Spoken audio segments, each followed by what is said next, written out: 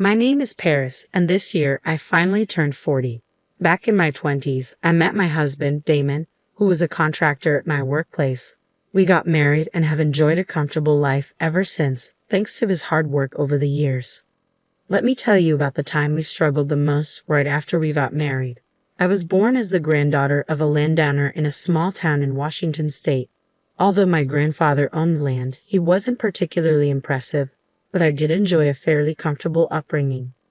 As I grew older, I felt like I could have become a self-sufficient adult if I kept relying on my family's wealth. So determined to be independent, I chose to work for a company in Boston and moved there. I didn't tell Damon that I was a landowner's granddaughter till we decided to get married. The reason was simple. I didn't think it was necessary. I was living off my own salary without relying on my family's money. When Damon came to visit my family home, he was surprised by its size but didn't make a big deal about it. I felt reassured that his attitude didn't change after learning about my background, and we went ahead with the marriage. Had he changed his behavior, I might have called off the wedding, suspecting he was after my family's money. One day, as we were discussing our upcoming wedding, my grandfather suddenly passed away. Since we were already engaged, Damon and my mother-in-law attended the funeral.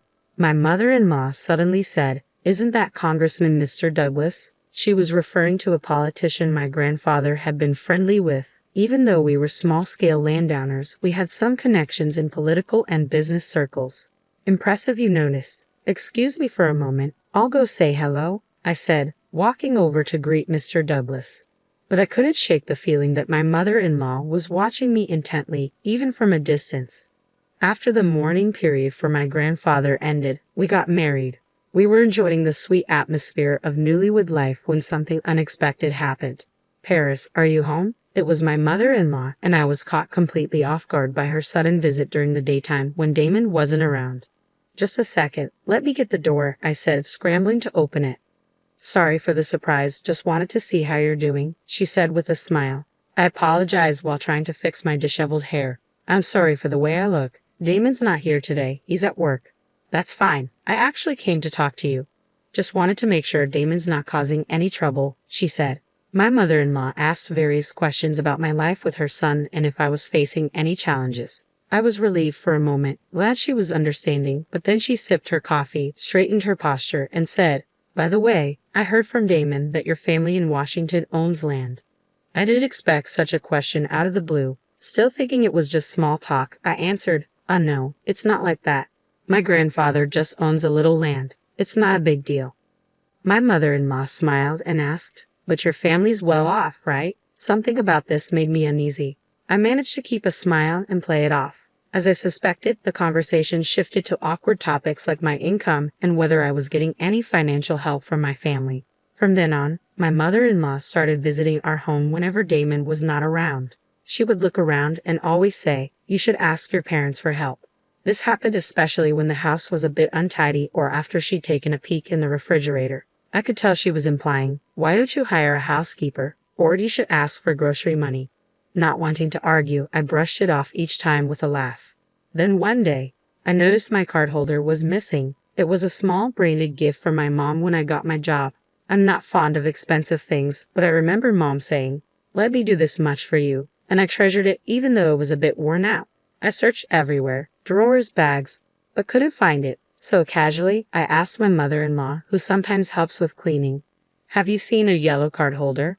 I thought she might know because she sometimes helps me clean our house. What she said next was completely unexpected. "Oh, that, it was so lovely, I took it."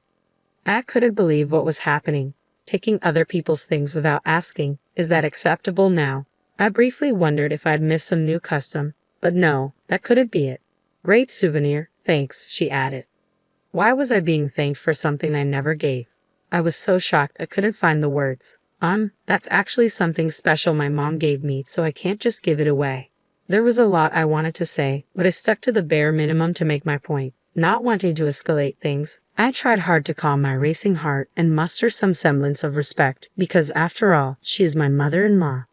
"Oh, really? That's too bad. I really liked it. Fine, here it is back. Now give me something else." Wow, I was stumped. I couldn't believe it. I really wanted that card holder back. so I exchanged it for some organic tomatoes we'd gotten from a neighbor.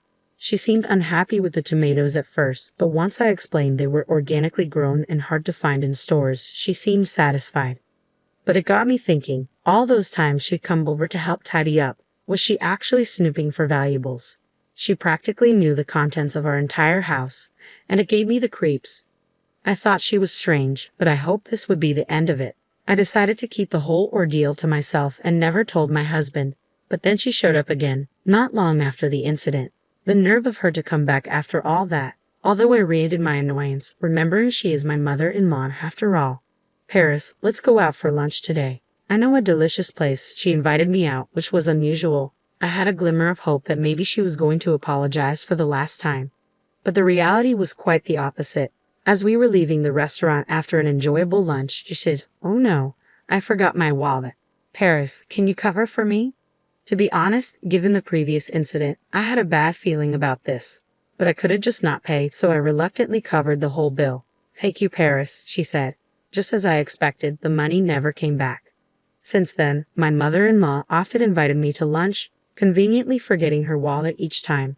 I was left with no choice but to pick up the tab. She also never stopped taking things from our home. It got worse every day.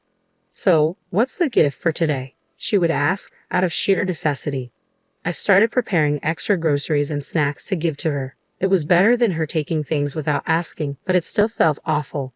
The more this went on, the harder it became to talk to my husband about it. I worried how he'd feel if he knew his mother was acting this way. Constantly supplying these gifts started to strain our finances too. It bothered me that our hard-earned money was dwindling. Finally, I found a way to cope. I started working a part-time job, giving me less time to spend with my mother-in-law. And it worked. I had significantly fewer encounters with her. Maybe I should have done this from the start. Now, I only had to deal with her during summer vacations and Christmas visits, which made life much easier. However, when we visited her for the summer vacation after a long time, her bad habits reemerged. She'd make comments like, "How have you been with your family lately?" Or, "That's a nice watch you're wearing." When my husband was away, though, I had some financial flexibility because of my part-time job. My watch was nothing special. As for my relationship with my family, it was the same as always. She had one reason for asking these questions. I realized from my long experience with her, she was fishing to see if she could get something more. "Hey, sister-in-law, long time no see. Got any gifts?" Just when I was getting fed up with my mother-in-law, up popped my jobless, live-at-home sister-in-law, Cindy. "I've brought some snacks. Feel free to have some," I said with a smile. That's when Cindy said something outrageous. "No, not like that. Your family is rich, right? Don't you have something better, like a designer bag?" She wanted a designer bag as a casual gift. I was speechless, just like when my mother-in-law made her ridiculous demands. "I'm sorry for not being more thoughtful," I said, brushing it off. I had so much I wanted to say, but I didn't want to stir up trouble during a short two-night visit. "Seriously, make sure you bring gifts next time," my sister-in-law retorted, retreating to her room and laughing as if she were in the right. She's only a few years younger than me, and her outrageous comments and actions are infuriating. But I kept my cool, reminding myself that I married into this family. Yet the lack of gifts seemed to have hardened my sister-in-law and mother-in-law against me. I realized this while helping with household chores. "You're washing those dishes wrong. You're using too much soap and wasting water," ripped my mother-in-law. Confused, I was taken aback. I wash dishes like anyone else, and it's the same way I do it at the restaurant where I work part-time. If anything, I think I'm more careful here. "Well, you're from a well-off family, so I guess you're not used to household chores," she chuckled. Here I was, washing a mountain of dirty dishes she left, and she was saying I don't do housework. The audacity! I wanted to voice my displeasure, but held it in. "Well, it's done now. Just pay for the soap and water later," she said. With that, she left all the chores to me and went off to watch TV. My sister-in-law was no better, demanding an allowance from me. I had no obligation to give money to an adult woman who's only 3 years younger than me. I tried to laugh it off, but she was persistent. She even opened the bathroom door while I was showering to say, "I'm waiting for my allowance." Even between women, this is unacceptable. Finally, I lost my patience and snapped. "I can't do that," I said, my self-control slipping, perhaps because she's younger. "What? How arrogant. I'll tell Mom," she retorted, and she really did report me to her mother-in-law. Under normal circumstances, a parent would scold or be dumbfounded by such behavior, but not the women in this family. How could you, Paris? Don't you find Milan adorable? I was reprimanded. Adorable? No way. But I knew they would keep blaming me until they got money. With a sigh, I gave in and handed my sister-in-law some money. Deciding it was best to avoid more conflict, I thought, I'll be going home tomorrow. So it was decided that we'd visit my in-laws again for Christmas. At that time, we had just returned from a trip to Italy for our wedding anniversary, so I thought no one would say anything more. Knowing that my mother-in-law and father-in-law would be celebrating their 25th wedding anniversary next year, I bought them a pair of Venetian glasses, each costing around $300, as a gift. Despite my ups and downs with my mother-in-law, I felt genuine in choosing these for them. For my sister-in-law, I picked out a leather bag from a popular, though not famous, Italian brand. It was a little bitter meeting their demands, but our rare trip had been enjoyable, so it didn't bother me too much. In fact, during the trip, I confided everything about my mother-in-law and sister-in-law to my husband. It felt wrong to bring it up during a fun moment, but the freeing atmosphere of our trip made me spill the beans. My husband held me and said, "I'm sorry. I'm glad you talked to me. Let me know right away if something happens again. He's truly a wonderful man. I'm glad I married him." I felt so clear-headed, but my worn feelings were about to be shattered. Crash! A loud noise rang out. Startled, I rushed to the kitchen. The Venetian glasses I had gifted were in pieces. "Oh, Paris, I'm so sorry." My hand slipped, my mother-in-law said, laughing as she spoke. Could someone's hand really slip and break both glasses? It was a lie. She did it on purpose. I couldn't help but glare at her for a moment. She hesitated but then laughed it off. They break so easily. Wow, what happened? Did it break? My sister-in-law asked, drawn in by the noise. Yes, it did. It was just an accident, my mother-in-law replied. This is not how someone who breaks a gift within hours should act. I couldn't believe the nerve of these two, laughing non-stop in this situation. Memories of past grievances flooded back. I had carefully chosen these gifts, thinking of my mother-in-law and father-in-law. I stared at the broken glasses, my heart sinking. My sister-in-law looked at me. Well, if it's such a cheap thing that breaks easily, you shouldn't have bothered. If you're wealthy, bring something high-end at least. She nodded in agreement with my mother-in-law's words. I don't need such pathetic souvenirs. Oh, wait a minute, she said, rushing back to her room. She returned with the bag I had gifted her. I was actually running out of toys for Charlie, she said, laughing as she let Charlie, the family dog, chew on the bag. In no time, the bag was in tatters, ruined by teeth and dirt. It felt like my fond memories of Italy were being torn to shreds. Tears almost filled my eyes. I won't forgive this. Fine, I'm leaving. I won't be coming back anymore, I said. Both my mother-in-law and stepsister responded with a puzzled huh. Their mouths were still smiling, so I guess they didn't get it. No worries, let me make it clear for them. Did you hear that? I spoke into my mobile phone. Yes, I heard it all. I'm on my way, my husband replied. Upon hearing his voice, I ended the video call. In reality, he had left me alone on purpose to gather evidence of their mistreatment. I had been updating him via WhatsApp, and upon hearing a noise, he had instructed me to start a video call. The only reason I didn't break into tears was that I had a strong ally on my side.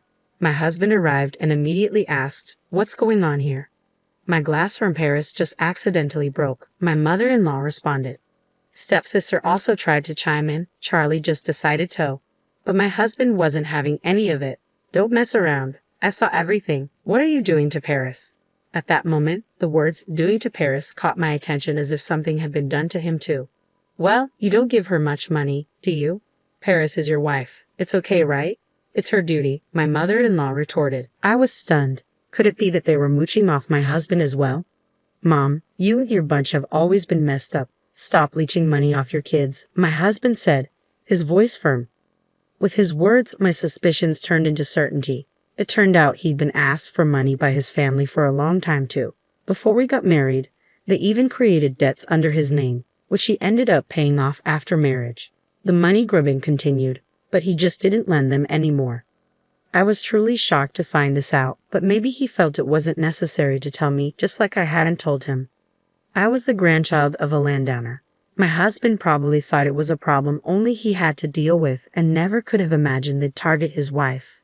But now that they knew about my family's wealth, they set their sights on me too. How far would these people go to squeeze money out of others? It was disgusting. Even if they were my husband's family, they were awful. That's it, my husband raised his voice. If you're going after Paris too, then it's a different story. I'm cutting ties with this family. I'll sell off everything I bought, from cars to household items. You better find a new TV and fridge quick. My mother-in-law and sister-in-law were visibly stunned, and for good reason. The only people living in their house were my retired father-in-law on a pension, my homemaker mother-in-law, and my unemployed sister-in-law. This household didn't have the means to replace the household items if they were sold. My husband and I, who worked hard and earned our own money, must have been seen as reliable support. "Let's go," said my husband, pulling my hand as we left the kitchen, but my mother-in-law and sister-in-law chased after us. "Wait, please don't abandon us. We won't ask Paris for gifts anymore." At these words, my husband stopped. "Stop making basic decency sound like a favor. It's messed up to demand money and gifts in the first place." At my husband's cold response, my mother-in-law and sister-in-law looked disheartened. Do they not understand common sense? It's almost pitiable. My husband threw them a small lifeline. "If you can write up a contract, we can reconsider." Upon hearing this, my mother-in-law and sister-in-law looked puzzled. The agreement was straightforward, meant for someone committed to working hard, no contact or communication with me when my husband isn't around, and to pay back all the money they've borrowed so far. However, my mother-in-law and sister-in-law immediately started fighting over who would get a job to meet these terms. They didn't want their stuff sold, but neither did they want to work.